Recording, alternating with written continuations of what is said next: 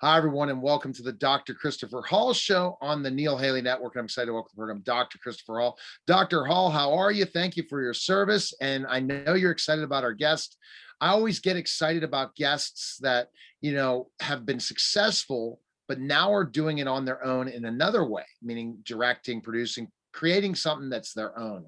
Because it's always great to have multiple facets to the industry of acting and producing, editing. I mean, for myself, look at me. I don't just host shows, I produce shows, I create shows, I do all the different things because I think as creators, we always constantly, Dr. Hall, have to try new things because it's interesting. How are you, Dr. Hall? I'm doing great, and I totally agree with you. And very excited about our guest today. She has been a child actor and has been in multiple television series, movies, and now has crossed into directing. And so, wow, I'm really excited to welcome to the show Mika Boorem. Welcome to the show, Mika. Thank you so much. Thank you for having me on. This is fantastic. I appreciate you guys having me here. All right, so let's just jump in, Mika. You told me off air. You've already done the junket tour for this before. So explain what happened, because this has been a long, arduous process to finally come out, right? Because of the pandemic and everything. So tell us that story. Yeah. Right. So it's been an interesting experience with the distribution on the film in regards to the pandemic, because originally, with this independent film, it was cool because we've been able to structure what we wanted to do in terms of distribution. And so our plan was to release it in Mexico, in the theaters down there. And we're going to release it in over 3,000 theaters in Mexico.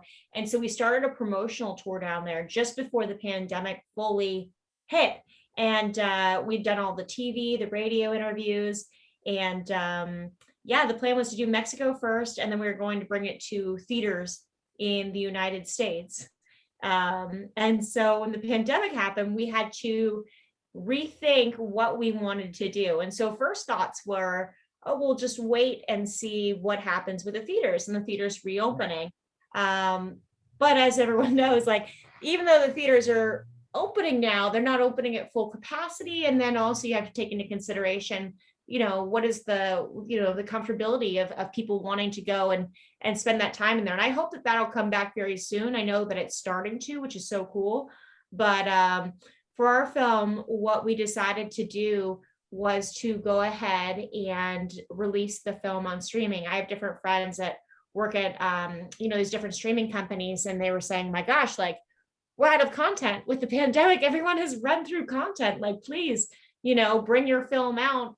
It's something, that people need right now, because they've already watched all the new movies. There are no new movies, and people are starting to revisit older television shows. Wow. That's very interesting and right. And so people have found the way that they like to stream, and it'll be interesting to see what happens in the theaters. All right, Dr. Hall, I just wanted to kind of go in that backstory, but I know you're going to go take us back with Mika. So go over your first question. Oh, well, no problem. She's such an interesting actress. I really just wanted to know a little bit about kind of where she grew up and how she got into acting. So I was born in Tucson, Arizona, and I started acting when I was around 7 years old. And so that sort of just became, a natural progression getting into that. I think I was taking some theater classes and enjoyed that, and doing some print work. And then there was this opportunity that came up to audition for this movie, Education of Little Tree, that was produced by Robert Redford. And the movie was based off of a book, and it's about a young Native American boy who lives with his grandparents, and they are whiskey runners. And he befriends a girl, and basically the parents are of the little girl, which is my character. Parents are very unhappy about the two of them being friends because of his background, and so they break up our friendship, and then his story develops beyond that. But it was just such a profound experience filming that, because I was immersed in these, historical sets, since it took place in the I forget what the time period was exactly. But yeah, I was immersed in I think it was the 1920s. Yeah, I believe it'd be the 1920s. But yeah, there's like historical piece. And so just learning about all of that was really interesting to me, even as a small child. And then after that, because it was Robert Redford, I had a lot of different opportunities that started coming towards me. How was it like to work with Robert Redford? He wasn't there. He wasn't there that much. I wish he would have been there more. He just produced it. Oh, wow.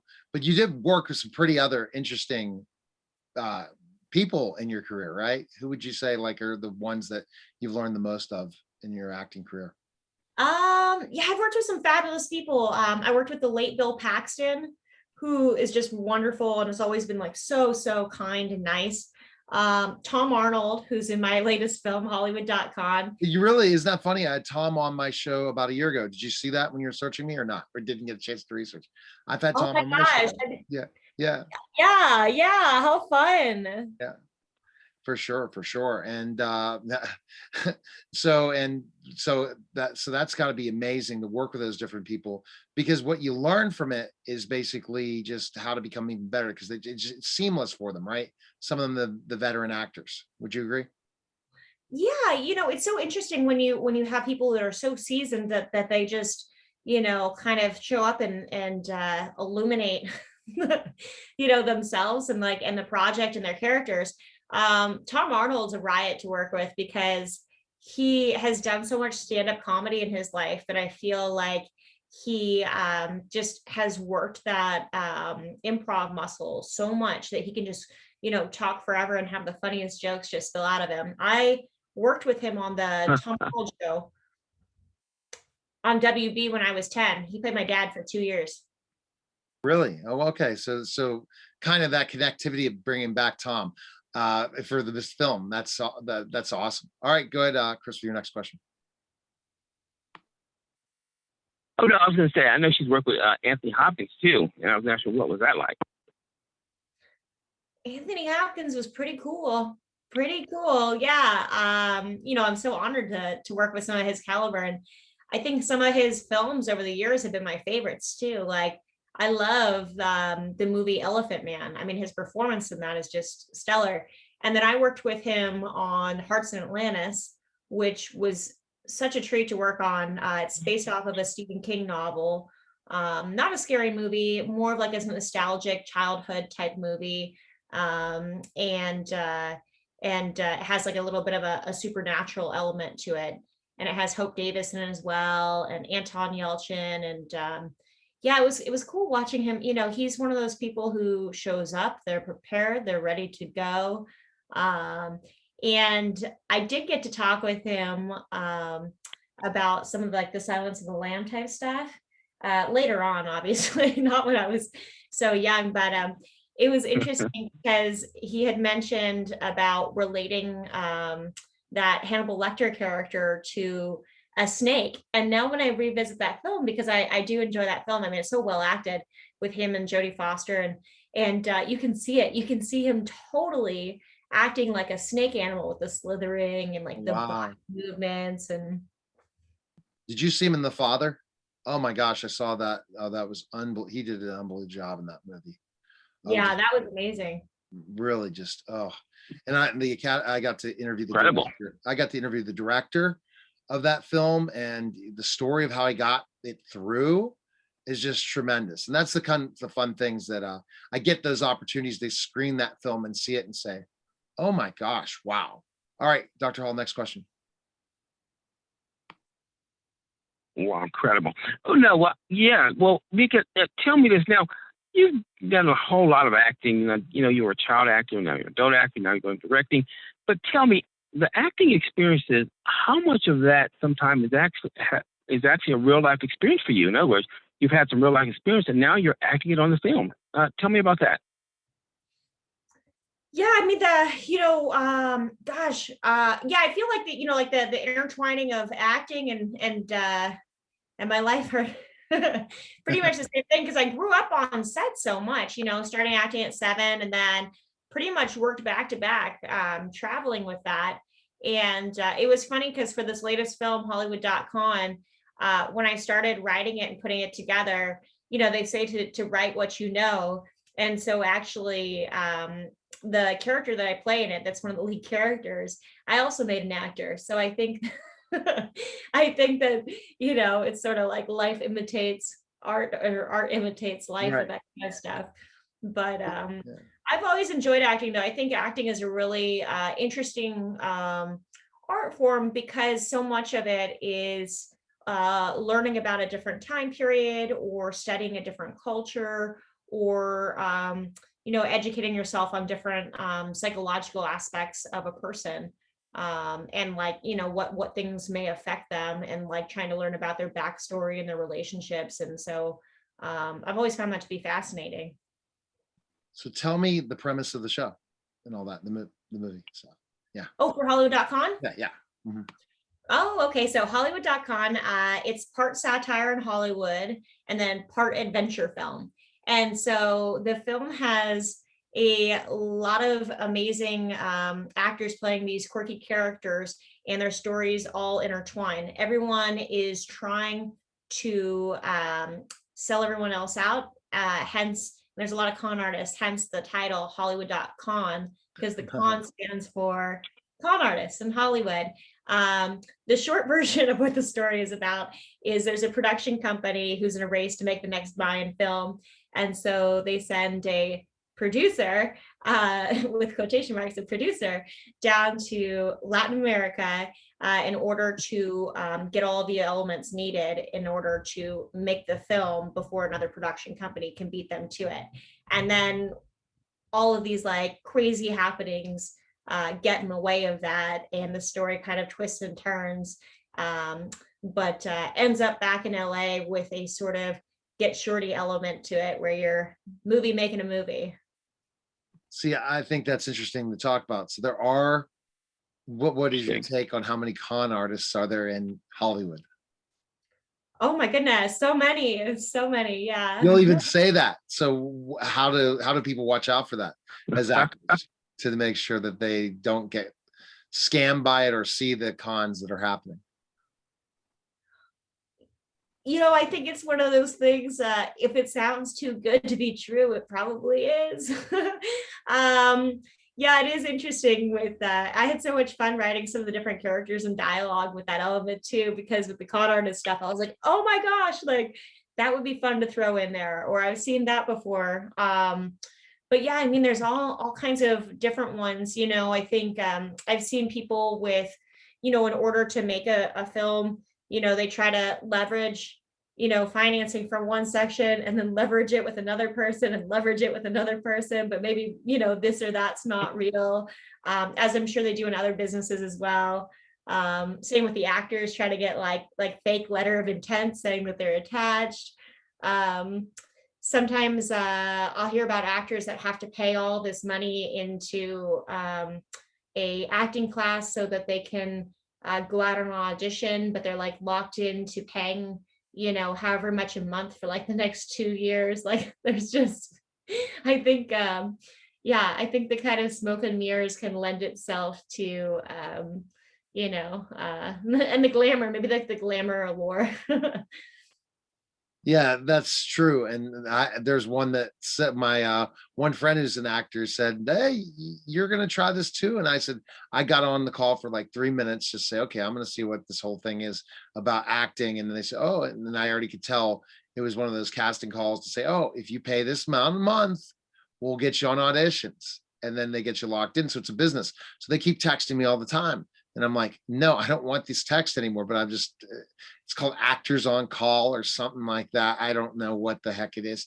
And so, so it happens. It truly does. I auditioned for something and I just did an awful job. And I found out, you know what, even though I'm a former pro wrestler and I can really act, I can't act with memorizing lines, or I tried to do it. My brain just doesn't want to do it. So you figure out really quickly, okay. So thanks to Clubhouse, I didn't try to pursue an acting career at 48.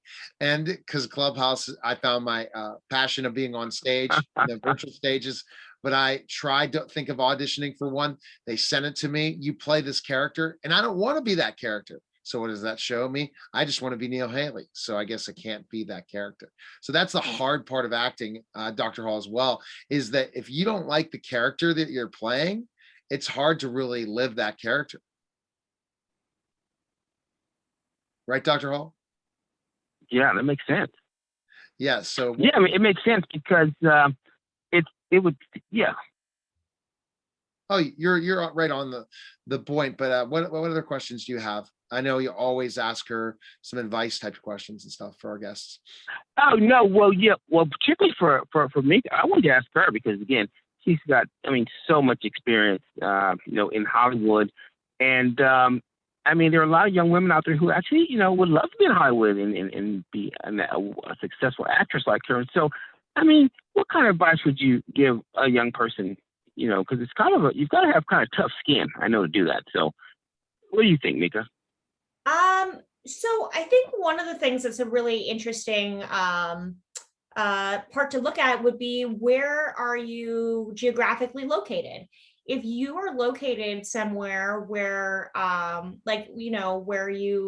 where they're doing filming, say like in an Atlanta or in an Austin, Texas, or even Nashville, or these different places, or you live within a few hours range, I would start out there and build up your credits and your resume pieces there.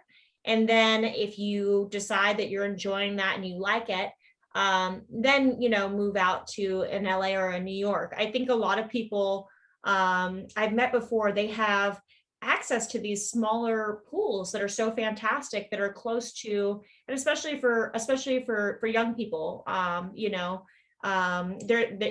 necessarily need to move across the country to really get your career going.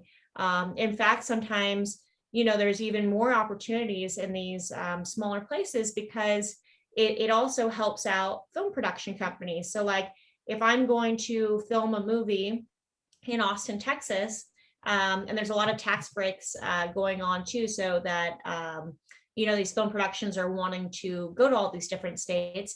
But say I was going to film a movie there as a filmmaker or a producer, it will save me money on my budget if I can hire someone who is great local. So I don't have to fly. I don't have to pay to fly them in. I don't have to pay to feed them. I don't have to pay them to put them up at the hotel. All of that will help with expenses. So actually, it can really kind of give you a leg up, and better opportunities if you look around what's locally happening for you.